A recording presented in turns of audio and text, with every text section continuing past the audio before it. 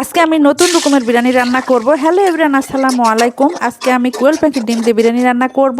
ডিমটা আমি সিদ্ধ করে আমি হালকা তেলে ভেজে নিলাম। এই বিরিয়ানিটা কিন্তু সরিষার তেল দিয়ে রান্না করছি।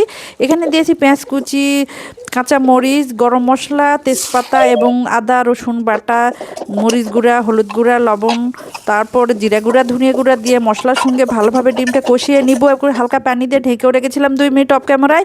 এরপরে ডিমটা উঠিয়ে নিব। ডিমটা যেহেতু কষানো হয়েছে, এরপরে চাল দিব। চালটা কিন্তু আমি ধুয়ে ভিজিয়ে রেখেছিলাম, ভিজিয়ে রেখে 10 মিনিটের জন্য তারপরে ছেঁকে রেখেছিলাম। সেই চালটা দিয়ে আমি কষিয়ে নিচ্ছি ভালোভাবে মশলার সঙ্গে। এরপরে গরম পানি রেখেছিলাম এবং ফুটানো গরম পানি দিয়ে বিরিয়ানিটা রান্না করবো। এরপর ঢেকে রেখেছিলাম কিছুক্ষণের জন্য। পানিটা শুকিয়ে গেলে আমি দিব ডিম। ডিমটা উপরে দিয়ে আমি আস্তভাবে নেড়ে নিব, ডিমটা যেন ভেঙে না যায়। এরপর আমি দিয়েছি বাটার। বাটার দিয়ে কিন্তু বিরিয়ানি রান্না করলে অনেক খেতে ভালো হয়।